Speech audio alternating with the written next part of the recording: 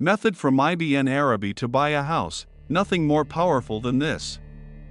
I was living in a small rented room when I first read Ibn Arabi's words that changed the way I understood provision forever.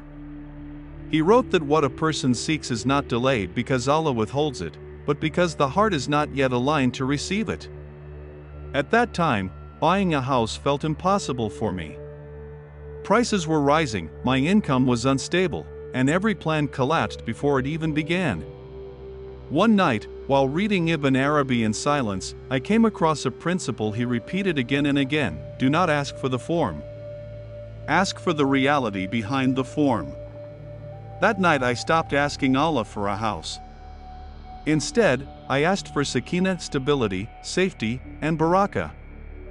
I stopped saying, Ya Allah, give me a house, and started saying, Ya Allah, place me where my soul is at peace and my provision is settled. Then I followed Ibn Arabi's method. Every dawn, before speaking to anyone, I sat in stillness and imagined gratitude as if the gift had already arrived.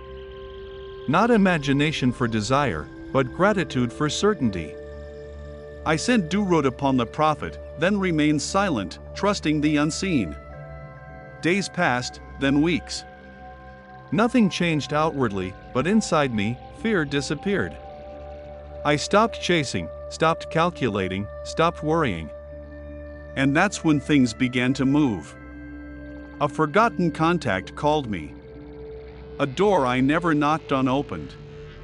A contract appeared that made no logical sense. Within months, I stood in a house I never thought I could afford. And only then did I understand Ibn Arabi's secret: when the heart becomes a place of certainty, the world rearranges itself to match it. There is nothing more powerful than alignment with divine wisdom. Ask not for things, ask to be placed.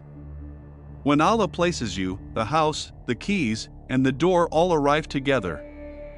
After I moved into that house, I went back to Ibn Arabi's writings with new eyes, and suddenly every line made sense. He taught that ownership is an illusion, nothing is truly bought, everything is entrusted. The reason the house came so easily in the end was because my heart had stopped trying to possess it. I no longer said, "This must be mine," I said, "Place me where you will use me." That shift changed everything. I realized that before the walls appeared, Allah had already built the house inside my heart. Patience became its foundation, trust its walls, gratitude its roof. Ibn Arabi called this receiving by readiness. When the servant becomes ready, the gift rushes toward him faster than he can imagine. Looking back, every delay was mercy, every rejection preparation. If the house had come earlier, it would have crushed me with fear. When it came at the right moment, it brought peace. And that is the real method Ibn Arabi left behind: silence before dawn, durood before desire, gratitude before evidence, and complete surrender to placement over possession. Nothing more powerful exists. Because when Allah decides your place, the world does not resist, it obeys. And the strangest part was this: once the house came, I stopped thinking about it altogether. Ibn Arabi warned about this too: the sign that a gift is truly from Allah is that it no longer occupies the heart. The house did not make me anxious to protect it, did not make me greedy to upgrade it, did not make me afraid of losing it. It simply became a place where peace lived. I understood then that what people call manifestation is nothing compared to what Ibn Arabi described centuries ago: tajalli, the unveiling. You do not pull things into your life, Allah unveils what was already written when you are finally ready to stand still and receive. I noticed that the same method began working in other areas without me trying. Money arrived without obsession. Problems resolved without effort. People entered and left my life without drama. The more I practiced silence at dawn, the more noise disappeared from my days. Ibn Arabi said the heart that trusts placement never begs, because it knows it cannot be misplaced. That sentence alone is more powerful than any strategy. So if you are trying to buy a house and feel blocked, stop fighting the world. Sit in stillness before far. Send durood upon the Prophet. Ask not for walls, but for grounding. Ask not for keys, but for stability. Then let go completely. When the heart aligns, the house will not need to be chased, it will recognize you and come on its own. I began sharing this quietly with a few people who were struggling the same way I once had.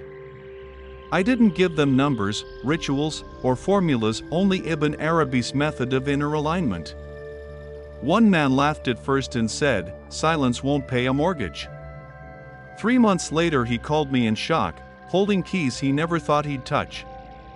A woman who had been rejected by banks for years stopped forcing applications and instead practiced gratitude and surrender before dawn. An inheritance issue resolved itself without a single argument. What surprised them most was not that the houses came, but how they came, without stress, without debt traps, without fear. Ibn Arabi wrote that when provision arrives with agitation, it is mixed; when it arrives with calm, it is pure. That calm is the signature of divine placement. I realized then that this method is not about housing at all. It works because it heals the relationship between the heart and time. When you stop rushing the future stops resisting you. Every morning I still sit in silence, even now, even though I no longer need anything. Because Ibn Arabi's method is not a tool to get, it is a way to be. And when you become someone who is properly placed, nothing meant for you can miss you, not even by a breath. And with time I understood the deepest layer of Ibn Arabi's teaching: the house was never the goal, it was the proof. The proof that when the heart stops negotiating with destiny, destiny begins to cooperate.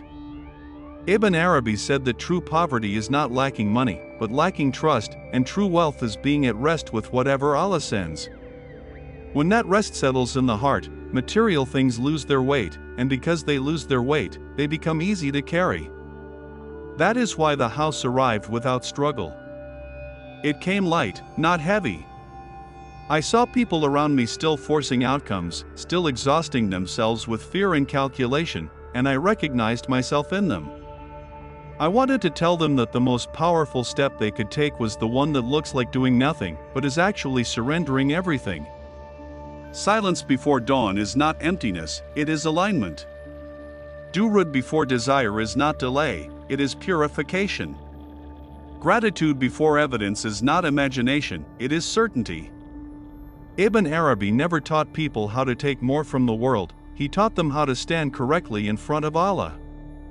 And when you stand correctly, the world rearranges itself naturally around you.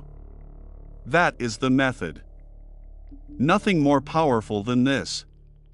After all this, I noticed something subtle but undeniable: the fear that once lived in me never came back. Even when new challenges appeared, they no longer shook my ground. Ibn Arabi wrote that once the heart tastes true reliance, it will never again believe in abandonment. That was exactly it. The house had taught me something permanent: Allah does not test us with lack, He tests us with timing. Before, I thought delay meant rejection. Now I knew delay meant preparation. Every morning of silence, every moment of surrender, every time I chose trust over panic was quietly reshaping my destiny. I stopped measuring life by speed and started measuring it by alignment. And the more aligned I became, the less effort everything required.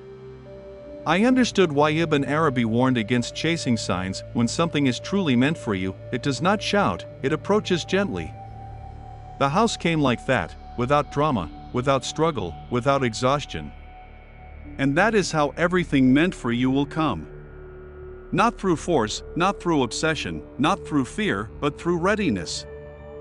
So if you feel stuck, if doors feel locked, if progress feels slow, remember this: nothing is wrong with your provision. Only the heart must be repositioned. Sit before dawn. Be silent. Send Durood.